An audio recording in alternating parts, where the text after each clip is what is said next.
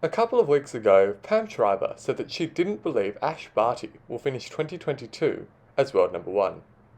Shriver explained, quote, "But I feel like Ash Barty, as great as she is, I don't see her as being on top for 154 consecutive weeks," end quote.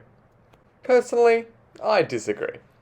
I'm not really sure what Shriver's argument is, just a kind of, well, Barty doesn't feel like a player who spends 154 weeks at number one.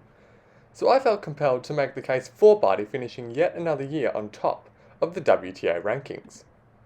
Now, before I say anything else, I must confess, I am entirely biased. I love Ash Barty. She's my favourite tennis player, and if you couldn't tell from my accent, there might be a reason for that. Even so, I'll try my best to give objectively sound reasoning as to why I believe Barty will continue to sit atop the tennis world. The first reason I believe Barty will retain the number one ranking is because her game style is perfectly suited to achieving the kind of consistency necessary to perform well in the rankings. Of course, I'm sure you've all heard the discussions of how great Barty's serve is, and the slice backhand, and the general variety, all of which are key factors, but I want to talk about the different kinds of matches Barty can play. Ash can step onto a court and simply overpower her opponent. With her booming serve and ferocious forehand, the pure power that Barty possesses can match it with just about anyone else on the tour. Alternatively, she can play more passively, defensive in her game style. Barty is willing to be patient, to consistently get the ball back deep and in difficult positions, and to utilise her movement speed to become a wall for her opponents. Ash is willing to outlast an opponent if necessary, which combined with the free points she wins on her serve, makes her a nightmare for, say, a power hitter trying to punch their way through Barty's defence. This diversity of game plans is something I would argue is available to no other player on the tour. Some of the top power hitters like Sabalenka and Osaka, whilst deadly on their day, can become unstuck if on any given afternoon their shot making is slightly off. Barty can adjust, choose to hang in points and wait for errors instead.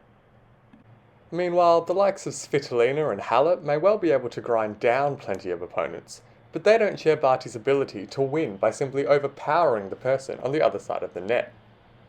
Barty's unique variety of game styles means that her consistency across a whole season is effectively unmatched.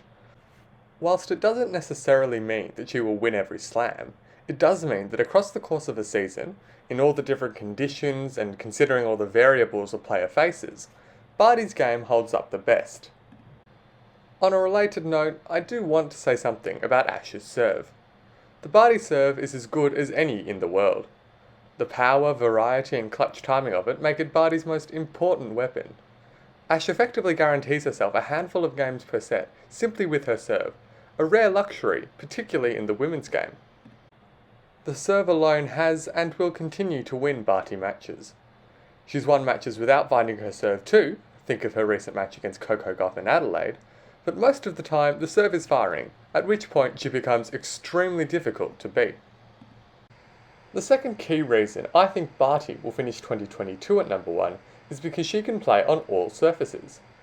Barty has won Roland Garros and Wimbledon. Clearly she can play on both clay and grass. She has also won 2 Miami titles and Cincinnati, alongside her WTA Finals title from 2019. I don't think there's much doubt about her ability to win on hard courts either, both indoors and outdoors. Barty's ability to not just compete, but win consistently on every surface is perhaps the main reason she's been at number one for as long as she has. If we consider some of her top rivals, the likes of Osaka, Swiatek, Sakari and Krejcikova are yet to establish themselves on grass courts where Barty is so comfortable, whilst Pliskova, Kerber, Kvitova and again Osaka haven't looked particularly threatening on clay in recent years, at least not once it gets to the slower Roland Garros surfaces. Of course, Garbiñe Muguruza and Simona Halep have both won slams on grass and clay too, but in that sense, it's not surprising that they've both also been at number one in the past. So many players on the WTA Tour significantly hinder any attempts at the number one ranking by being unable to maintain their high performance across all surfaces. Barty is clearly not limited in this way. Indeed, if she could just hold everything together for the hard court slams, then she would extend her lead at the top even further. The third quality Ash has is her mindset. Barty seems so comfortable in her position, so relaxed despite all of the pressure that comes with being world number one. She doesn't get stressed by losses, claims not to worry about things like her ranking, and just chooses to focus on herself and her personal improvement. Now, whilst it's impossible to know to what extent Barty actually practices all of these ways of thinking, there's no doubt that she has one of the healthiest mindsets of any tennis player. Of course, she's likely had to learn to adopt such a stress-free mindset to cope with all of the pressure that comes with playing tennis, something which we know has affected Ash in the past, like when she took a break from the sport. Now, nothing about Barty suggests anyone should be worried about her losing her focus, becoming overly stressed, or in any way failing to handle the pressure. The final major point I want to touch on is an assessment of Barty's competition for top spot. And my question is, who's going to stop her? The most obvious candidate is of course the world number 2, Aryna Sabalenka.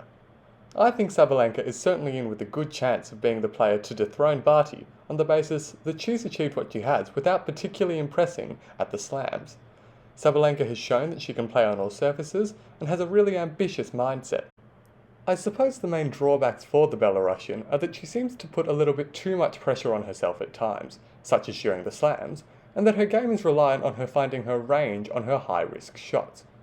Considering the style of tennis that Sabalenka plays, she potentially condemns herself to losses if she has a bad day where her big shots aren't coming off. The one-dimensional nature of her play is the main thing she is lacking compared to Barty. But as I say, when she's on, there's just about nobody who can stop her. Still, that's not usually what gets a player to number one.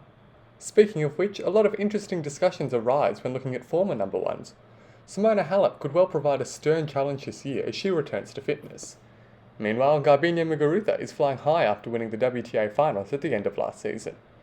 Both could really challenge Barty, and both know what it takes to be number one and win on every surface. I don't think it's crazy to suggest that any of these players could take up the number one spot.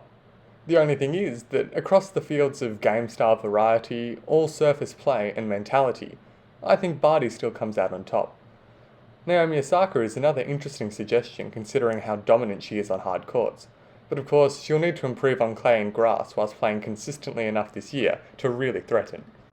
Now, I could go on for hours talking about all of these different variables, but I think that's where I'll leave it.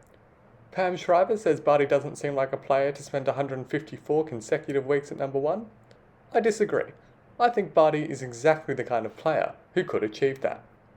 Just lastly, if you look at the players not called Serena Williams to spend anywhere near a year consecutively at the top of the rankings over the last decade or so, namely Simona Halep, Caroline Wozniacki and maybe Victoria Azarenka, none of these players base their game around power hitting. And I think that's important to remember when considering who finishes number one. In the WTA, being a defensively solid, consistent player seems much more likely to result in ranking success than overpowering your opponent. That's a major part of the reason I think the likes of Sabalenka and Osaka, plus maybe Pliskova and Kontaveit, will continue to struggle to match Ash for consistency across the course of a year. But hey, Serena Williams is an exception to pretty much everything I've said in this video, so if someone wants to be as good as her, I'll be happy to eat my words.